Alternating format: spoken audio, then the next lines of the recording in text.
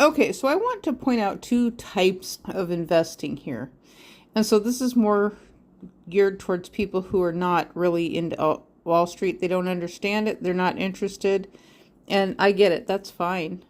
I'm really not interested in it other than to learning why we have inflation of housing. This is going to help explain it a little bit.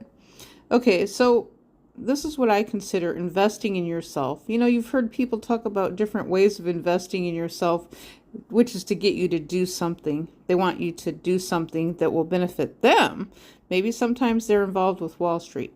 But invest in yourself individually. So say you want to buy a house to live in.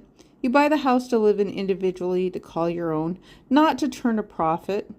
You know, you hope for a flat price, but that's not what you always get. Real estate, on the other hand, real estate investment trusts, they're called REITs. REIT is the acronym. It's a profit in housing and rentals, year over year, Wall Street, year over year profit. So from the year 1900, at the turn of the first century that we are aware of, a house was around $3,000. In the year 2025, a house of the same size is now $450,000 over 100 years. That is a markup of 14,900% increase. And so this is what I'm talking about. I call it the crime of the century. This is the crime of the century because of Wall Street and the REITs.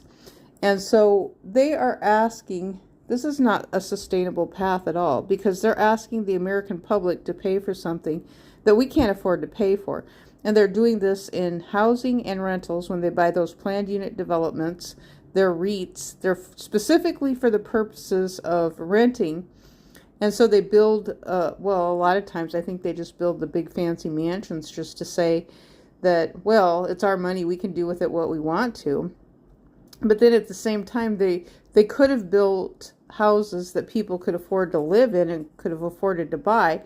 But no, instead they turned and they still started building apartments, counting on people moving into them. But now the apartments are in the same situation. And apartments are like, anywhere from $2,400 to $3,000 a month. And so, I mean, and so it's like, well, what's going to happen then? The houses drop, and then the same people go in and buy up the houses and do the same thing all over again, or they flip them and they want to turn a profit. This is a problem. This is the whole reason why people can't afford to buy houses. It's Wall Street's fault, and the government needs to